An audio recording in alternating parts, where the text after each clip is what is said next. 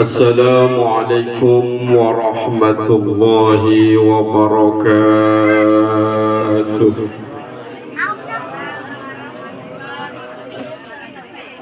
Pada puasa ya Bu? Yang jawab Bapak doang di depan. Pohon salam ditanam di pinggir sumur. Yang jawab salam fa insyaallah panjang umur. Assalamualaikum warahmatullahi wabarakatuh. Masih ada yang ribut, saya ulangi lagi. Yang panjang umur cuman Bapak yang di depan doang. Assalamualaikum warahmatullahi wabarakatuh. Waalaikumsalam warahmatullahi wabarakatuh. Insyaallah komplek Grand Villa Mas, insyaallah panjang umur semua sampai kiamat kurang 2 hari. Biarin ustadznya mati duluan, komplek doang yang masih hidup. Semuanya udah mati. Bingung nggak kira-kira? Alhamdulillahi wa kafa, wassalatu wassalamu ala nabiyil mustafa wa ala alihi wa sahbihi ahlas sidqi wal wafa. Allahumma salli wa sallim wa barik ala sayyidina Muhammadin wa ala alihi wa ashabihi ajma'in. Amma ba'd. Hadratil mukarramin, para alim, wabil khusus akhinal kiram Ustadz Ahmad Izzuddin, belakangnya ada Mustafa. Yang kami hormati Bapak apa nih yang punya wilayah ini, kepala komplek ya, kepala komplek Bapak Anom Wijaya, Bapak RT, Bapak Dedi tadi saya dengar belakangnya saya lupa, dan Bapak RT tetangga yang hadir, Bapak RT 5 ya, yang insya Allah semuanya yang hadir pada saat ini mendapatkan ridho dari Allah Subhanahu wa Ta'ala. Amin ya Rabbal. Adik-adik capek nggak? Adik-adik tampil capek nggak? Hah? Coba adik-adik biar semangat. Ada tepuk anak soleh ada nggak di sini? Nah, ayo tepuk anak soleh.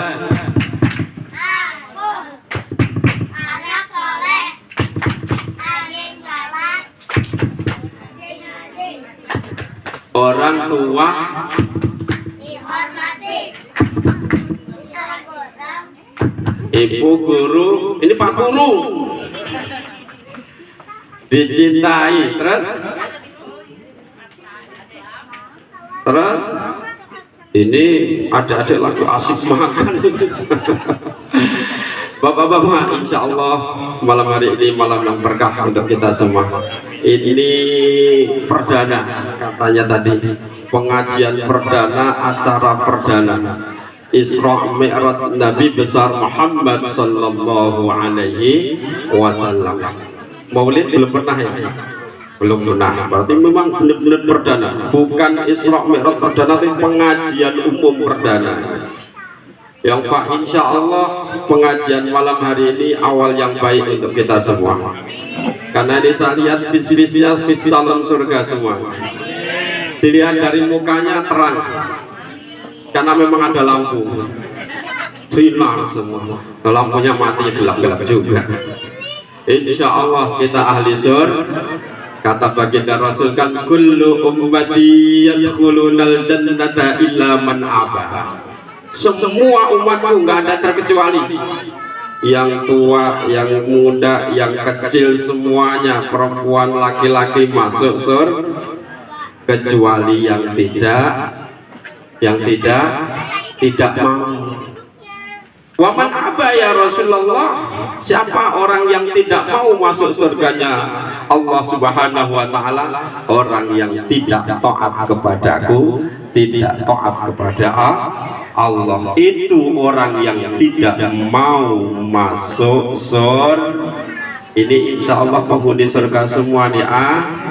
Cuman pertanyaan saya, siapa yang mau cepet-cepetan masuk surga? Ya, kau anak kecil semua. Mang orang tuamu udah ikhlas kamu masuk surga duluan.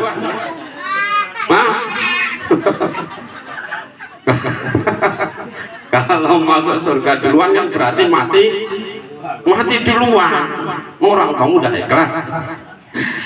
Insya Allah bapak-bapak, ibu-ibu mau daftar mau kakak mati pasti nyamperi malaikat. Siapa pencabut nyawa pak? Dek, udah diajarin belum? Siapa malaikat pencabut nyawa? Ati cepat kali. Malaikat siapa pencabut nyawa? Israel. Kalau malaikat Israel sudah datang, dia tidak memandang siapa itu yang mau dicabut, karena malaikat Israel tidak memandang itu orang yang sakit-sakitan mesti mati duluan. Benar. Oh itu orang udah tua, jalannya udah nggak bisa jalan sambil ngesok, mesti mati duluan. Benar nggak? Enggak. Itu masih muda cantik lagi, mati duluan. Enggak. Allah kalau mau mengutus malaikat Israel untuk mencabut nyawa seseorang, tidak memandang umur, tidak memandang fisik, tidak memandang sakit atau tidak. Semuanya yang ditakdirkan oleh Allah mati pasti mati. Ada orang mati nih pak, ada orang sehat nungguin orang mati, orang sakit, yang dicabut yang sehat. Ada nggak pak? Banyak. Ada tetangga saya, lagi asik gojek, ketabrak kodok mati karena kodoknya naik bajai. Jadi mati tidak pandang bulu. Lah ini Isra Mi'raj ini, yuk kita jadi pemicu kita mendekatkan diri pada Allah Subhanahu wa taala sesuai dengan judulnya. Apa ini? Semangat Isra Mi'raj 1446 Hijriah untuk menguatkan keimanan dan ketakwaan. Dan sampai situ aja dulu dah. Kalau ditambahin ini sampai subuh. Isra Mi'raj menguatkan keimanan dan ketakwaan kepada Allah Subhanahu wa taala. Iman itu apa? Keyakinan yang masuk di dalam hati dan tidak berubah-ubah, itu namanya iman yang asli. Percaya sama Allah. Percaya sama Allah. Yakin. Pernah lihat Allah? Pernah lihat Allah? Belum, tapi kita punya keyakinan bahwa Allah itu ada. Makanya yakinnya orang dulu sama orang sekarang udah beda bu. Orang dulu tuh bu, jarang orang lahiran itu sesar. Bener. Zaman emak-emak kita dulu jarang, hampir nggak ada lahiran di rumah sakit. Lahirannya di rumah, yang dipanggil bukan dokter. Siapa? Dukun beranak, namanya praji. Panggil itu.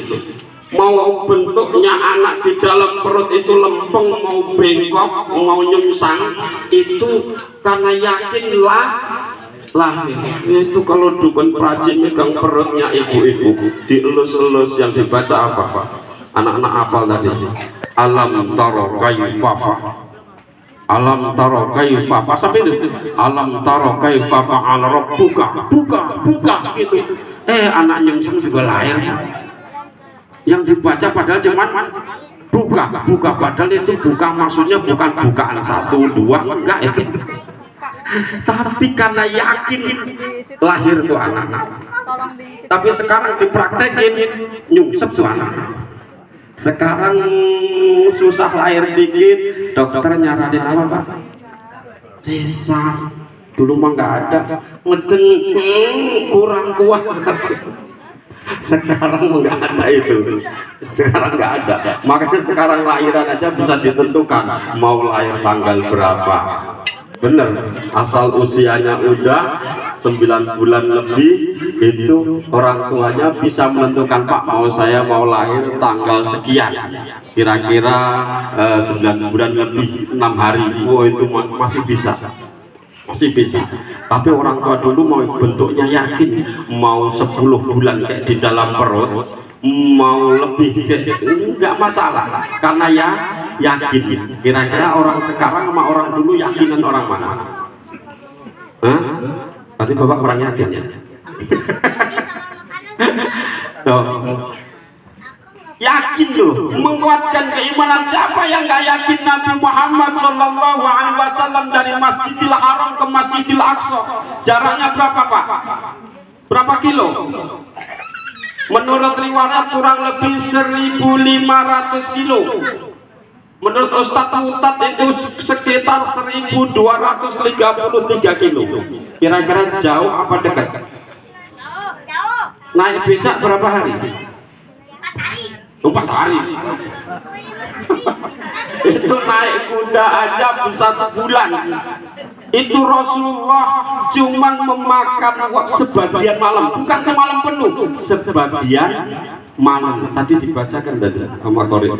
Subhanalladzi asra bi'abdihi lailan minal masjidil haram minal masjidil haram ilal masjidil aqsa alladzi barakna haulahu linuriyahu min ayatina innahu huwas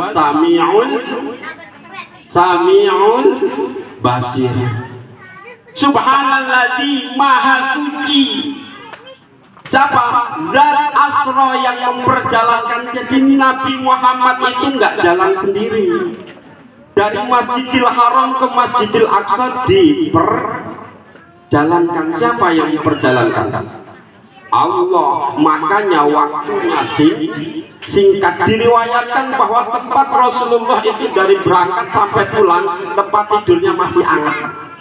Kira-kira berapa jam ya? Tempat tidurnya Rasulullah itu masih hangat. Itu enggak hangat ngompol, bukan. Hangat karena tadi buat tidur. Itu berangkat sampai pulang tempat tidurnya masih hangat. Rumput yang disenggol Rasulullah masih goyang. Masuk akal enggak? Kalau akal mikir kayaknya enggak nyam. Tapi karena yang memperjalankan itu Allah, masuk akal.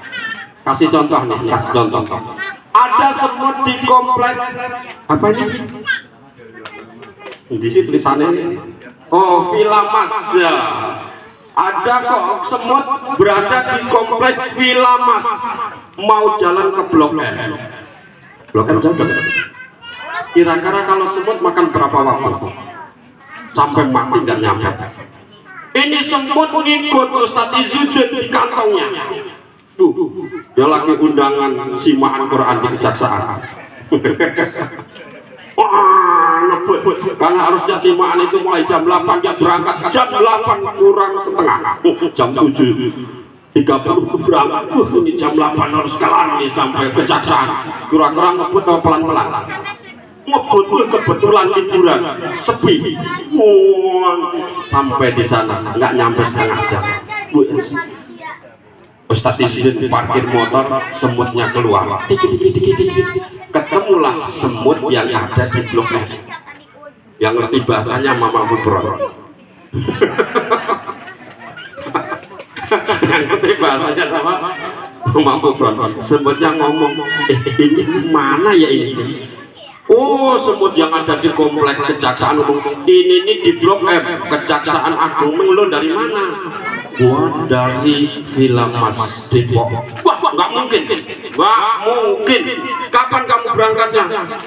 Baru 1/4 jam lebih dikit. Apalagi itu tambah nggak mungkin kamu jalannya sampai kejaksaan itu, sampai mati aja kamu nggak akan nyampe. Kata semut yang ada di kejaksaan. Saya benar-benar dari Villa Mas ini. Nggak percaya, kok bisa kamu nyampe? Karena saya ikut di kantongnya Ustadz Izzuddin. Masuk akal nggak? Kita membahasakan gitu, semut kecil kita udah gitu kita naik kendaraan. Nabi Muhammad dari Masjidil Haram ke Masjidil Aqsa yang jadi kendaraannya apa? Buruk itu apa?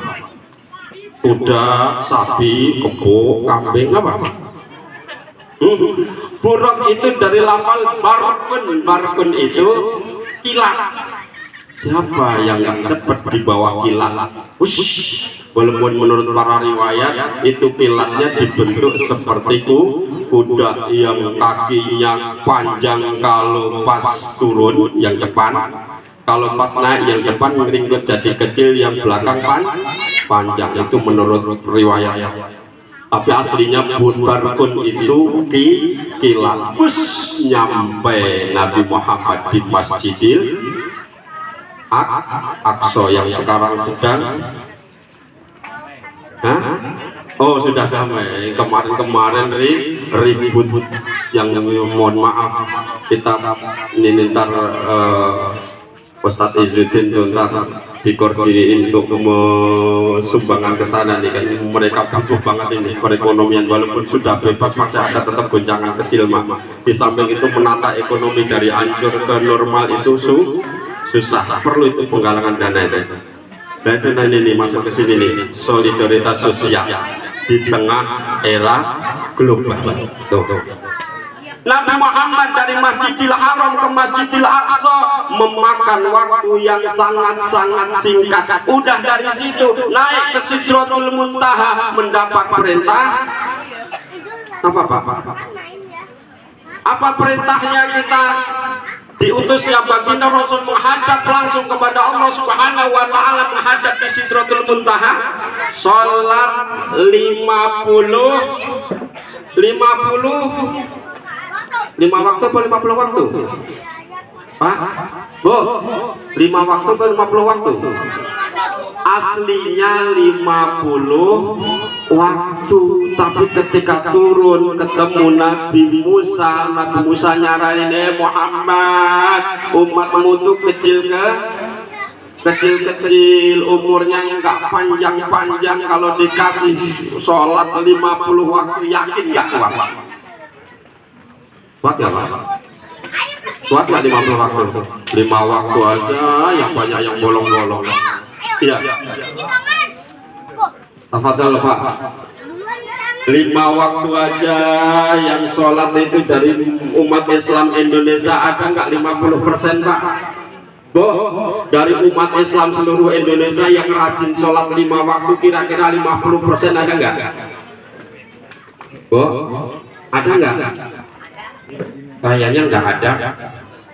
Itu yang sholat, belum yang berjamaah.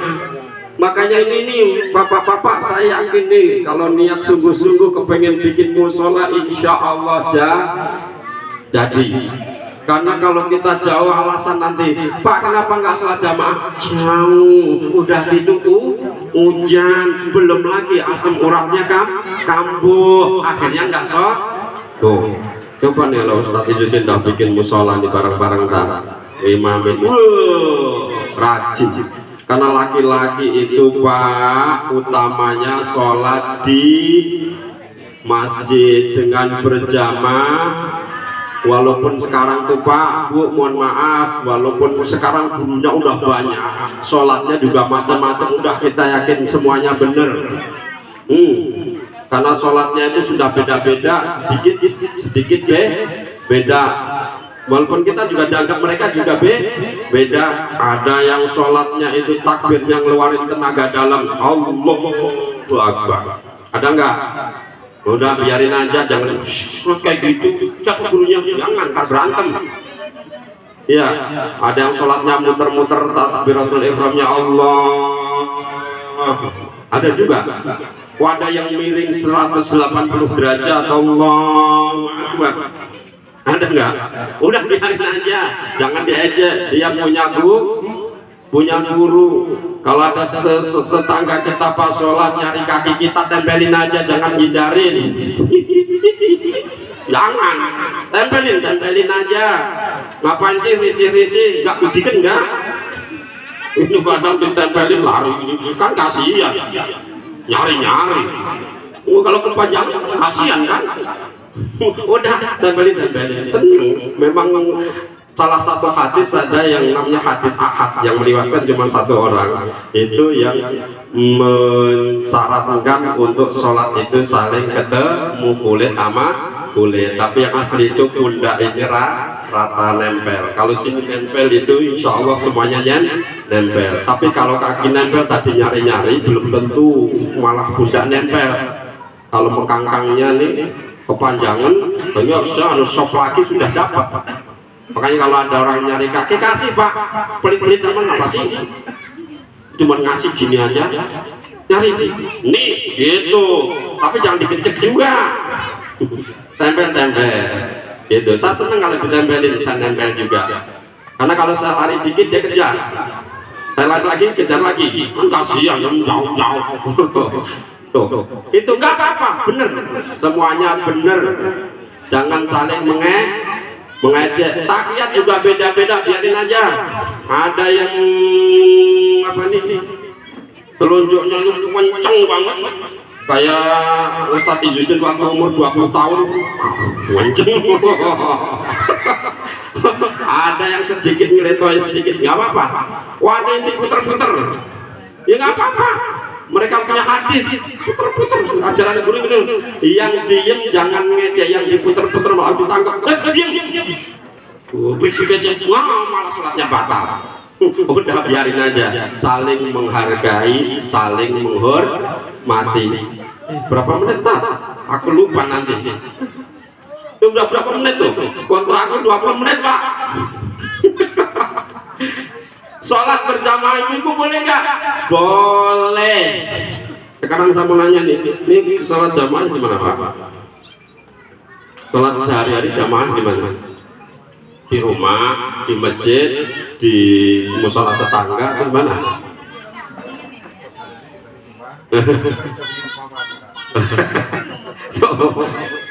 Ustadz Izzuddin terpelopor nih bikin musola biar nggak jauh-jauh deh.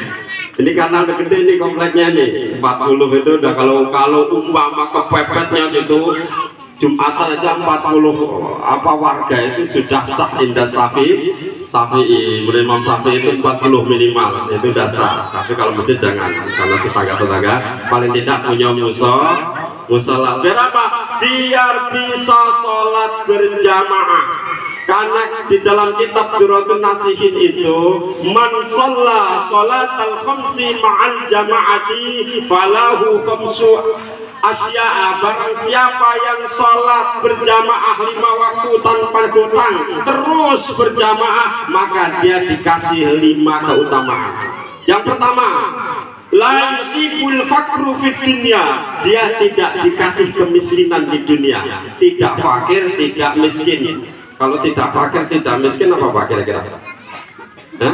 Miskin kagak, fakir kagak, kira-kira apa? Cukup. Insya Allah dunianya cukup. Saya kaya mah cukup, saya mending jadi orang cukup.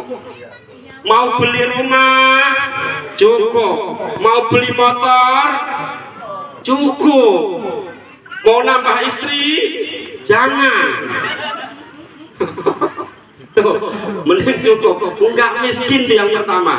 Yang kedua, dihilangkan azab kubur. Ini penting nih Pak.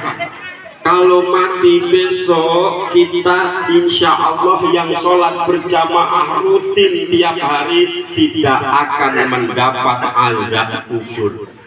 Ditanya tetap sama malaikat, tapi azab kuburnya hilang. Pertanyaan malaikat itu nggak usah dihafalin, di alam kubur mah hafal sendiri kalau imannya tuh. Kira-kira pertanyaan saya nih Pak, Bu, pertanyaan kubur kira-kira pakai bahasa apa? Bu, Ibu besok kalau mati ditanya sama malaikat, kira-kira pakai bahasa apa? Hah? Jawa. Itu ya orang Cina gimana? Pakai bahasa apa? Bu, Pak, bahasa apa?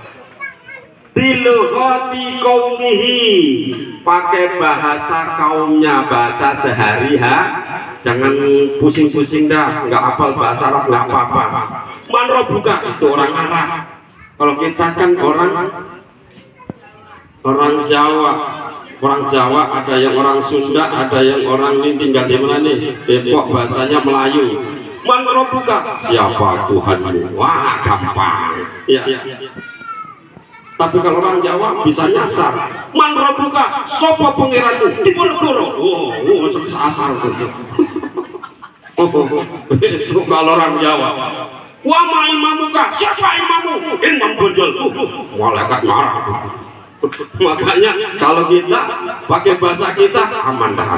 Man rabbuka, siapa Tuhanmu? Allahu Rabbi. Enggak pakai bahasa Arab, apalagi bahasa Cina, enggak lewat. Kita bahasa bilughati qaumihi, dengan bahasa kaumnya, bahasa kita sehari-hari. Orang yang sholat jamaah insya Allah tidak mendapatkan azab kubur.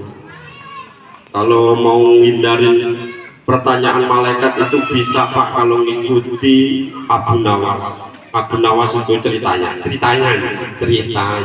Kalau sekarang bahasanya cerita nggak ada bukti, namanya kurofat. Boleh percaya, boleh enggak. Namanya Abu Nawas itu wali lucu, wali tapi ngocol. Itu pesen, nah nanti kalau bapak mati, tolong nanti dikafanin pakai kain yang paling jelek. Kafannya itu yang sudah robek-robek, warnanya udah kumal, dah pokoknya paling jelek. Kenapa Pak? Udahlah ikutin aja. Benar tuh meninggal, dikafanin pakai kain kafan yang sudah kumal, jelek, robek-robek. Pas malaikat mungkar nakir datang, wah ini ceritanya. Ditanya, man rabbuka? Kan malaikat, kamu nggak lihat apa? Ini aja kain udah belel gini. Sobek-sobek, berarti kan aku malah mayat lama. Ngapain kamu tanya-tanya mulu? Itu katanya. Mau ngikutin Pak, sampai mana jangan gitu. Kalau mau ngikutin gini caranya, pesen nama keluarganya, nanti kalau aku mati bungkus pakai kain yang warnanya hijau. Udah gitu luarnya bungkus lagi pakai daun pisang. Ntar kalau malaikat nanya, man rabbuka? Jawab, aku bukan manusia, aku lontong. Pertanyaan malaikat itu pasti datang kepada kita. Dan insya Allah kalau orang yang jaga sholat 5 waktu dimudahkan oleh Allah untuk menjawab. Yang ketiga, di 20 menit, udah lewat 10 menit. Yang ketiga, wa yasiru siratal mustaqim kal barqil khafif, seperti orang yang melewati siratal mustaqim, orang yang sholat berjamaah itu seperti kilat yang menyambar. Kal barqil khafif itu kilat yang jadi aman Pak. Walaupun menurut riwayat siratal mustaqim itu bagaikan rambut satu dibelah jadi 7. Itu bayangin aja, saya nggak kebayang. Rambut satu aja itu jaraknya bapak-bapak yang umurnya di atas 50 tahun, jangankan rambut satu. Ya Pak, rambut 5 diikat jadi 1 jarak segitu aja. Tapi saya heran sama ibu-ibu, 50 meter duit diikat 100.000 masih kelihatan aja. Oh itu 100.000 tuh. Makanya ibu-ibu itu luar biasa kalau duit mama. Bapak-bapak mah kalau berharap Bu, ibu-ibu tuh kalau lagi hamil, ya mudah-mudahan mau masih produktif, mesti ada namanya masa pas hamil pertama itu apa Pak namanya? Ngidam itu Pak. Kalau istri saya kena asapnya nasi itu, asap nasi. Kalau suaminya pulang belum mandi, gitu. Tapi heran nggak ada ibu-ibu itu ngidam enak sama duit. Iya, ada nggak? Mama suaminya menek, lihat 100.000-an enggak, enaknya hilang. Terus saya tuh ngarep-ngarep gitu kali-kali tuh istri saya kalau ngidam itu lihat duit enak gitu. Jauhin, alhamdulillah. Ada Pak gitu. Yang terakhir, yang keberapa? Yang keempat. menerima catatan amal biyaminih dengan tangan kanan. Orang yang rajin sholat jamaah besok nerimanya dengan tangan kanan, insya Allah min ashabil yamin. Yang bahaya itu pakai tangan kiri. Iya, pakai tangan kiri bukan gini Pak, tangannya ditekuk ke belakang, alamat celaka. Makanya insya Allah nih min ashabil yamin semua. Yang terakhir, yang kelima, wa yadkhulunal jannata bi ghairi hisabin wala adzabin. Dan orang-orang yang sholat berjamaah dengan istiqomah rutin, insya Allah masuk surga tanpa dihisab. Dihisab itu tanpa dihitung. Mau nggak Pak? Tanpa dihitung. Padahal satu orang itu kalau besok dihisab buku catatan amalnya sampai sejauh mata memandang belum habis Pak. Apalagi orang kaya-kaya. Ini terakhir satu itu pada cerita ini. Ada orang zaman dulu, ada orang kaya konglomerat. Kalau sekarang konglomerat siapa Pak? Pak RT. Ini konglomerat nih, orang kaya. Nah, saya ambil contoh orang Indonesia saja, Abu Rizal Bakri umpama nih. Orang ini udah tua, dia pesen, wahai anak-anakku, ahli warisku, siapa yang kalau bapak ini meninggal, besok nemeni bapak 40 hari di dalam kubur. Nemenin doang, sama-sama dikubur 40 hari. Kalau mau semua hartaku kalau ahli waris saya kasihkan semua. Padahal dunia triliunan Pak. 40 hari. Kira-kira bapak mau nggak Pak? Triliun Pak. Pak polisi mau? Ustadz itu buka. Ini anaknya nggak ada yang mau. Akhirnya dibikin sayembara, dibikin poster-poster di, kalau sekarang ya di pokoknya tempat-tempat strategis One Valley. Gak ada Pak yang daftar sampai seminggu, gak ada. Setengah bulan gak ada, sebulan gak ada, sebulan setengah baru ada. Ada tuh orang miskin kerjaannya nyari kayu bakar zaman dulu. Nyari kayu bakar, lihat ini bener apa enggak ya, nemenin si fulan dikubur kalau dia mati 40 hari, separuh orang lain separuh hartanya akan dikasihkan. Wah, untuk merubah nasib udah mati dah. Ini mau merubah nasib. Kalau mau mati selamat. Kalau memang rezeki saya selamat, kalau bukan rezeki saya mati. Bener daftar Pak. Daftar ya, datang ke rumahnya orang kaya tadi. Ya, saya mau daftar Pak. Ah, bagus nih, nggak ada kompetitor lain sendirian. Oke, pas daftar nggak lama dari orang itu daftar, bapak yang bikin sayembara meninggal beneran, bukan meninggal bener, dikafanin, sudah dikubur berdampingan Pak.